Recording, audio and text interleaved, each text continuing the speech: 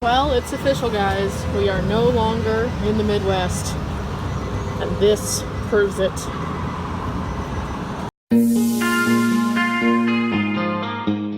Good morning, adventurers. I started off my morning with a big maintenance day. I went and got the oil changed. We have driven 3,000 miles in less than 2 weeks, and so the car was needing a little TLC.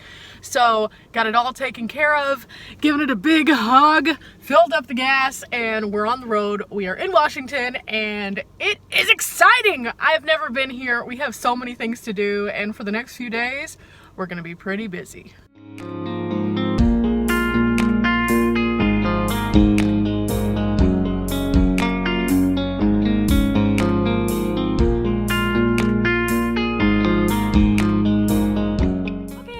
We are finally exploring in Washington, and why isn't it a forest? As you come in through the eastern areas of Washington, there is a lot of dry, hilly land. It's not all green and lush until you get closer to the coast.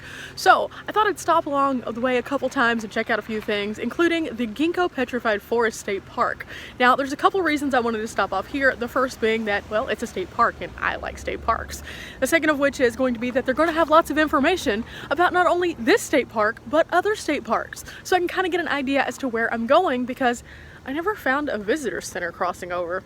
I also wanted to find out about this access pest that you might have to have when in Washington, because I don't know anything about it, and well, apparently there is one. Let's go in and see what they have to say, and see if they might know where I can find some coffee, because I feel like I need it. Okay, we got our annual Discover Pass, so now we can go into all the state parks. It's $30 for a year. Otherwise, you pay $10 per park per day. This is by far better, because even if I go to only 3 state parks, I've saved money, just saying. So remember the Quake Lake? Well, guess what? We're around even more activities. So if you're not aware, Mount St. Helens is actually located in Washington, and it's an active volcano. There's actually a complete exhibit here in the visitor center about it. So that's interesting. We're gonna learn a little bit. Oh, and they have a cute little theater here. Look at this, guys. This is nice.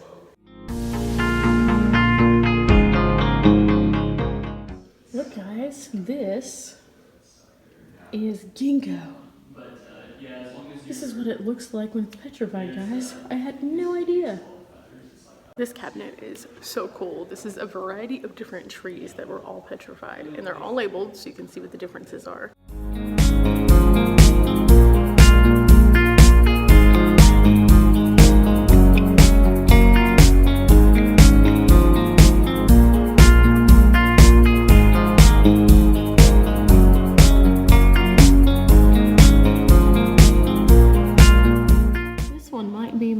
Guys, it's so intricate and so unique, and it is a cypress.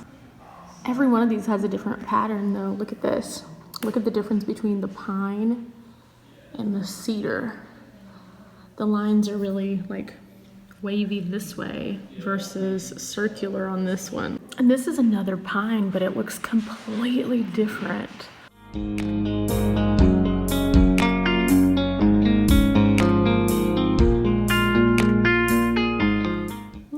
We found the bunny. We definitely need these out here. Oh, it's sunny today. Whew. And it's harsh. But I decided I would take a look outside where they have the most scenic view ever. Oh my goodness. I cannot wait to share this with you all. It's gorgeous. And they have these little viewfinders right here. These guys, 25 cents. That is much cheaper than the 50 cents that they charge you at most parks.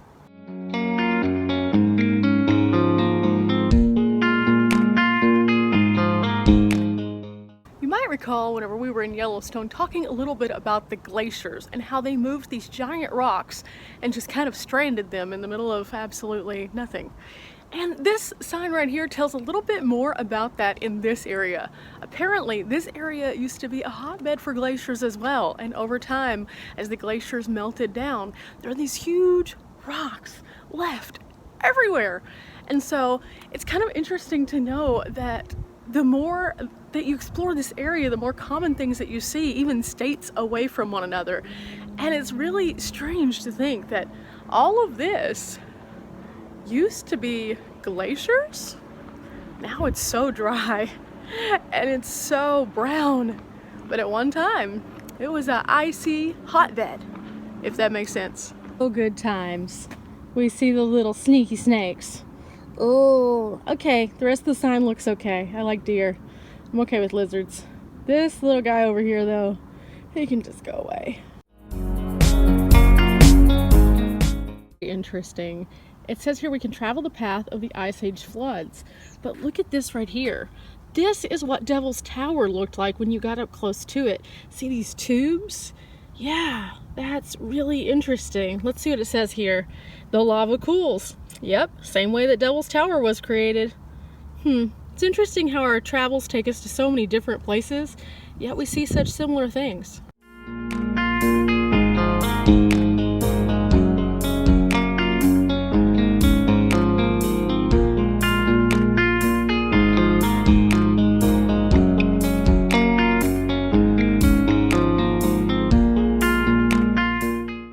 Yet another snake warning. I'm beginning to think that they definitely have snakes here.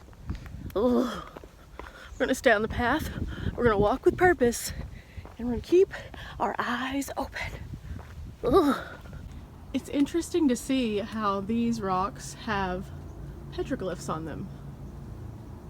It always makes me wonder when I see petroglyphs a couple things. One, why did they pick this place? Just out of curiosity. Two, is this the place that they picked and there were other places along the way that were just vandalized or destroyed? Because a lot of times whenever you're going through like some of the slot canyons that you go to find petroglyphs, it will literally be one wall in the middle of this maze. And it's like that was the point at that location. It's really strange, but these are really unique. These are very detailed. They do have some similar features. I remember when in Nevada, there were these goat-like creatures, and there's definitely some of those here. Also, I noticed that there were a lot of these little designs that almost looked like the sun was coming out of them, like this, and I see one here. So that's interesting. I really wish I knew what the petroglyphs meant. And I guess that's something I'm just gonna have to look into and learn a little bit more about. I like to educate myself whenever I'm traveling, but this is something that has always eluded me. See guys, there's the goats. And then over here, you'll notice that these have like the sun over their head. Now there are two little signs right here, and one of them says that they have moved these petroglyphs to this location. They were located about a mile north on the Columbia River. They couldn't be accessed, so they did move them to protect and preserve them, which I can appreciate that. Yeah. It still doesn't make sense as to why a mile north on the Columbia River, though, was the spot. Huh? Oh well. There are some things that I just won't know today, but I will. I will. Here, snaky, snaky, snaky, snaky, snaky. Stay away from me, snaky, snaky, snakies. Ugh. Ooh, right there. That's probably where they hide. Okay, so now that we're back in the car, let's look at what we picked up here at the state park. We have their state park information, which is kind of nice. It tells you a little bit more about the park. I will definitely reference this for my blog. Then we have this, which, oh my goodness, there's so many things in this. It's a map, but it also has all of the scenic drives, the campgrounds, and the state parks labeled, so we'll be able to figure out which path that we want to take going forward. And then this is the guide that goes along with it, so we can find it and we can read about it. Now, the thing I like best about having these two items is if I don't have signal, I will still have access to a state map. I definitely recommend this to anyone who's traveling. It's just super important. And if they do have branded ones in the state versus getting one of those just like generic ones that you can get at the store, it is better because you're going to have more information about the things to do. Just saying. So upon review of the Scenic Byways guide that I was given, I have opted to go on the Cascade loop. I am really excited. I actually have seen another YouTuber, his name is Eric, and he is from the channel Nomadic Fanatics, and he actually completed the Cascade loop not too long ago, and it looked absolutely beautiful. So I think between seeing his content and being just wowed, and then talking to the guy inside the state park, yep, sold on it. So now the thing is, we have to get to the Cascade loop, and we are by far a little bit further south.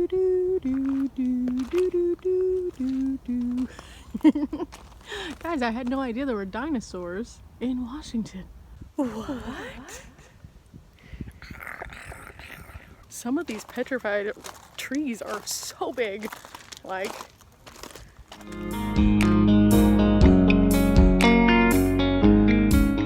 look guys, it's a rare find. What is this?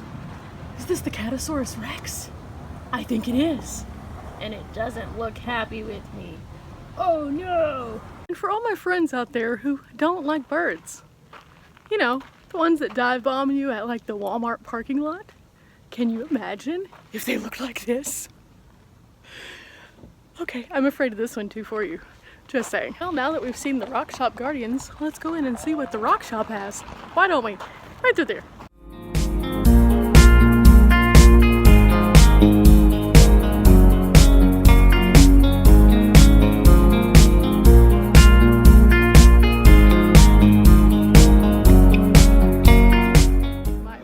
Interesting piece I have seen right here. This is gorgeous, but it's 2,400 bucks.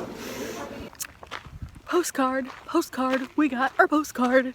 There were so many things in there that I had to just make myself leave because I was about to come home with a whole box of rocks. They were gorgeous. They were so gorgeous. I wanted them all. Little fun fact, whenever I was little, I actually used to collect rocks. I know, a lot of people are just kind of like, what? Like, why? Because they're so cool. You can tell so much about different areas by the rocks that they leave behind, especially when they're all polished up. They're gorgeous. And my absolute favorite was the Arkansas diamond. That's a thinker. It's actually just glass. Don't judge me. I didn't know. I was little. We got some good insight. I shall doctor my lip. When I was in Yellowstone, I got a severe sunburn on my lip. Ah! And then whenever I was exploring, it cracked, and now it is so upset with me. And it almost resembles like a fever blister, but it's not. So I want it to heal fast. So I put Ambisol on it. So I'll be drooling out the sides of my mouth in like 3.5. Good times.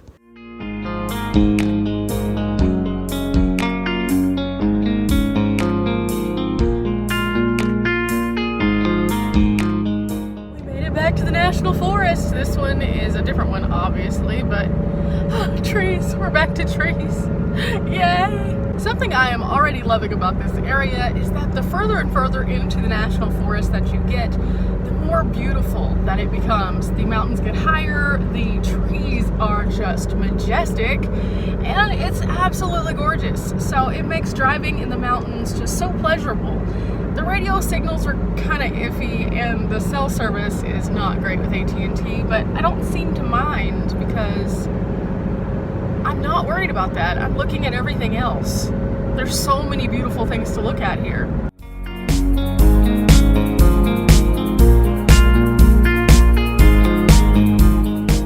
I'm so confused. We just left the National Forest? What? Why? Look guys, along the roadside there are orchards and they have apples. I decided to start off the Cascade Loop in Leavenworth, and I apparently stumbled upon something here. I had some grand hopes, and I think they've been completely defeated today. Defeated. Go to Leavenworth, they said. It'll be beautiful, they said. They were right, it is beautiful, but there is zero parking, a street festival, and yeah, it just kind of ruins the fun of the beauty. I do not recommend coming here on a Saturday. So I think we're gonna move on. A different part of the loop, here we come.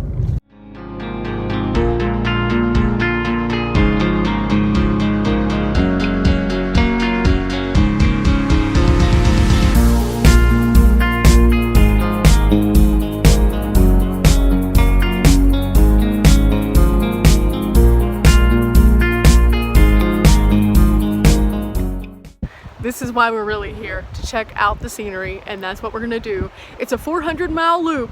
We're taking most of it and enjoying every minute.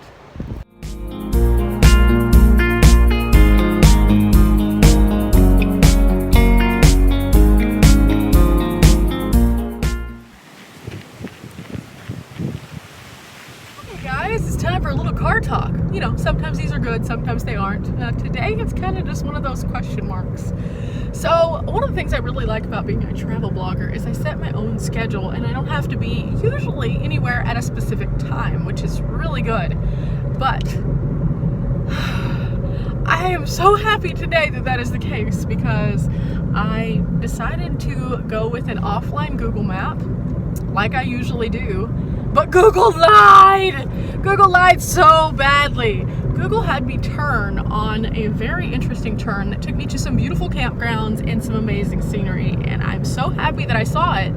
But I started noticing the further and further I got down the road, it just didn't feel right. And I'm a big person about going about your gut. So I saw that there were a couple people that were from the area. I could tell because one was wearing a Seahawks jersey.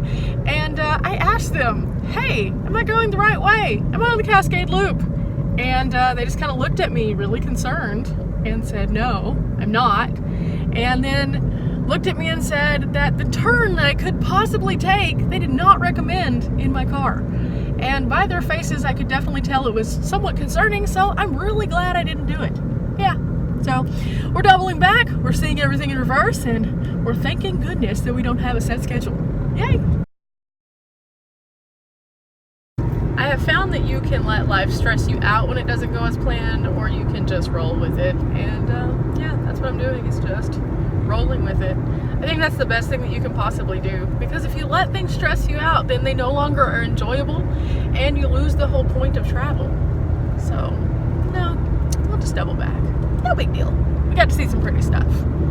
Highlight of the day, pretty stuff. Yeah.